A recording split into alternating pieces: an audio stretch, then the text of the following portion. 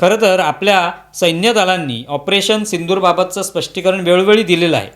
तरी विरोधकांना केवळ खालच्या दर्जाचं राजकारणच करायचे असल्यामुळे त्यांनी ट्रम्प, अमेरिका, पाकिस्तान यांच्या बाजू उचलून धरल्या. भारताने या संदर्भात कधी आततायी भूमिका घेतली नाही. उलट अमेरिका, पाकिस्तानचं तोंड वारंवार आपोआपच फुटलं. भारताला काही करावं लागलं नाही. आता इराण युद्धातही भारताने आपली तटस्थ भूमिका कायम राखली. त्यामुळे आपल्या देशवासियांचं हित अबाधित राखण्यात मोदी सरकार यशस्वी ठरलं. अमेरिकेची मात्र त्यामुळे चांगलीच चरफड झालेली आहे. पाकिस्तानसारख्या कफल्लक देशाला घेऊन त्यांना या युद्धात मध्यस्थी करावी लागते आहे.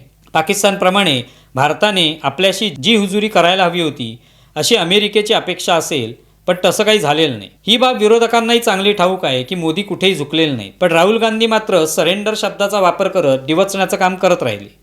त्यामुळे विरोधी पक्षांचा खरा चेहरा या निमित्ताने उघडा पडला. आता ट्रम्प यांनी जी पोस्ट करत भारताला नरक ठरवणाऱ्या व्यक्तीला एक प्रकारे पाठिंबा दिला, त्या विरोधात विरोधी पक्षांनी भूमिका घ्यायला हवी होती. पण दुर्दैवाने विरोधी पक्ष इतका कमकुवत आणि गलितगात्र झालेला आहे की ते मोदींची स्तुती किंवा भारताविरोधात भूमिका घेणाऱ्यांच्या उलट बोलण्याची ताकद हरवून बसलेली आहे.